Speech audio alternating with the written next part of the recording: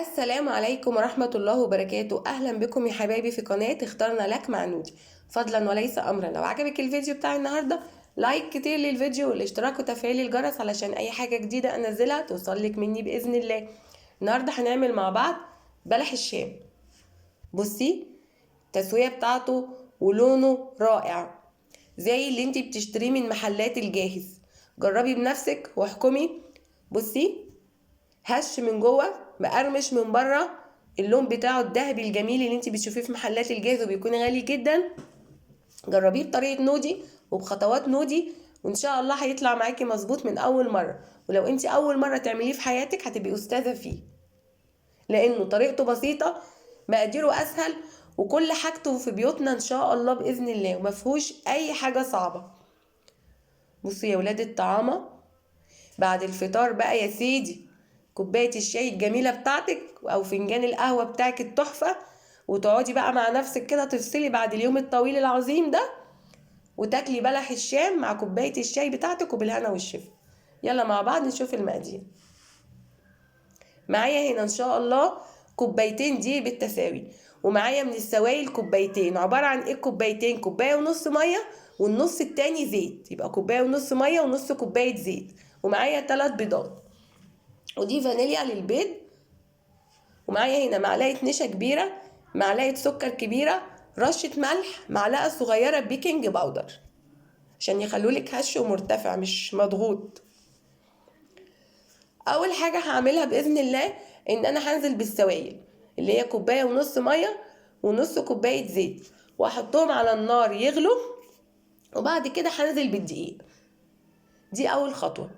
تابعي الخطوات وامشي معايا خطوة بخطوة وهو هيطلع معاكي مظبوط بإذن الله. بعتذر يا ولاد عن صوتي تعبان، انتوا اتعودتوا بقى. الحمد لله على اي حال. هنا جبت بولة بتاعتي وهحط الدقيق وكل المواد الخام عليه. هنا نزلت بكوبايتين الدقيق، كوباية التانية، وبعد كده هحط معلقة النشا الكبيرة عشان النشا ما تخلوش يشرب زيت ويطلع مقرمش معاكي ويديك اللون الذهبي الجميل ده، ومعلقة سكر كبيرة، ورشة ملح، ومعلقة صغيرة بيكنج باودر عشان يخلولك هش ومرتفع. هقلب كل ده مع بعض. زي ما انت شايفة مقاديره بسيطة وخطواته أسهل وطريقته أسهل وأسهل، يعني مفيش أسهل من كده بصراحة. هنا بقى أروح الزيت بالمية كده سخنت، هنزل بالدقيق وهقلب فيه. وأول ما الدقيق يتشرب مع الزيت والمية ما تقفليش النار، هدي النار واقعدي ادي تشويحة للدقيق كده عشان ما يبقاش لبلح الشام ريحة الدقيق باينة فيه أو طعم الدقيق باين فيه. الخطوة دي مهمة. بعد ما الدقيق بتاعك يتشرب بتديله تشويحة كده عشان ما يبقاش ريحة للدقيق باينة. التركات دي مهمة وبتفرق معاكي في نجاحه. ما دام العجينة كده تماسكت من أول ما نزلت يبقى انت كده ماشية مظبوط وخطواتك مظبوطة إن شاء الله. هنا بعد ما اتشربت العجينة بالمية والزيت هبتدي بقى أشوح الدقيق تشويحة كده على نار هادية، وبعد كده هسيب الدقيق لما يبرد خالص. العجينة دي لما تبرد خالص، مش هنزل بالبيض غير لما العجينة تبرد، لان لو نزلتي بالبيض البيضة هتتطبخ جوه، هتتحول لأومليت مش بلح الشام. هنا بعد ما سبت العجينة بردت خالص هبتدي انزل بالبيض بالتدريج، واحدة ورا التانية مش التلاتة مع بعض.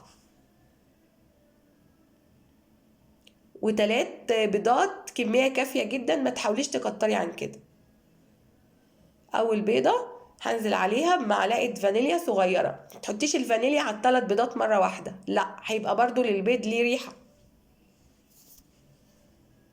اهو نزلت البيضة الاولى واحط فيها معلقة الفانيليا الصغيرة، وابتدي اقلب البيضة في العجينة لحد ما تختفي البيضة نهائي ميبقاش ليها اثر.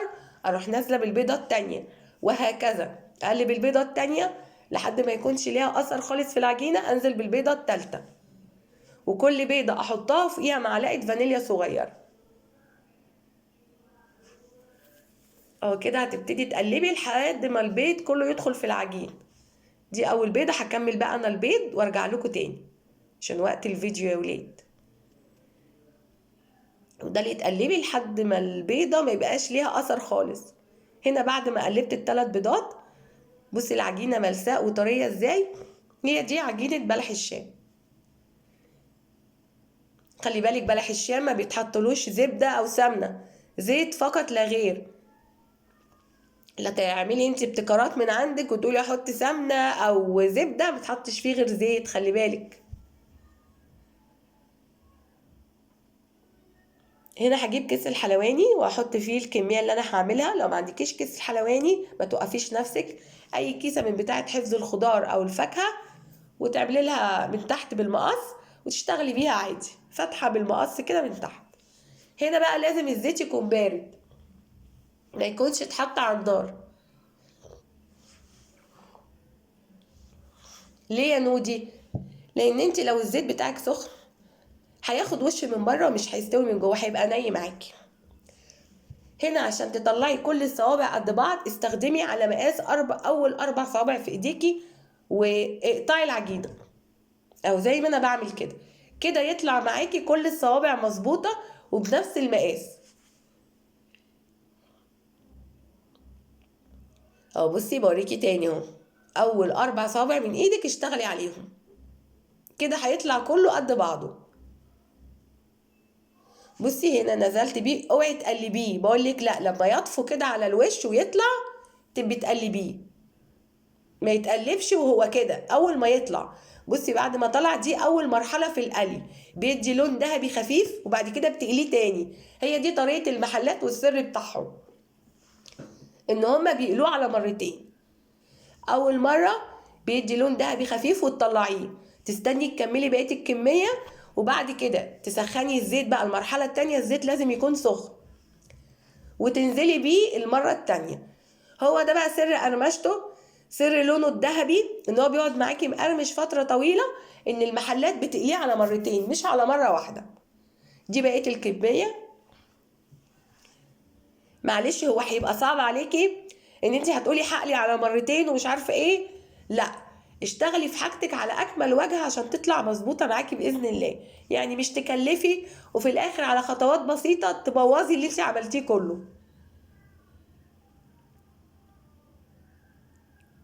هنا بقى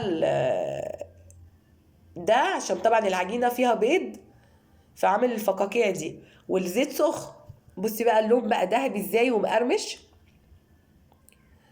هي دي طريقه المحلات، السر بتاعهم بقى ان هو بيتقلى على مرتين اهو. هنا الشربات لازم يكون تقيل، شربات بلح الشام لازم يكون تقيل وبارد. عباره عن ايه؟ كوبايتين سكر قصادهم كوبايه ميه، يتحطوا على النار من غير ما تقلبي. اول ما يدخل السكر في الميه تروحي نازله بعصره الليمون وتقفلي عليه. بصوا القرمشه بقى بتاعته، بصوا من جوه هش ازاي ومن بره مقرمش زي اللي بتشتريه من بره ولا لا؟ واحسن كمان لان انت اللي شغاله في حاجتك بايديكي. والشربات يا حبايبي لازم يكون تقيل، 2 سكر و1 ميه ويكون بارد. بصوا ايه الطعامه. وهنا حطيت عليه شويه جوز هند، وبالهنا والشفا يا حبايبي اللي يجرب بطريقه نودي وخطوات نودي. متنسوش اللايك والاشتراك، وكل سنه وانتم طيبين يا حبايب قلبي، وبالهنا والشفا.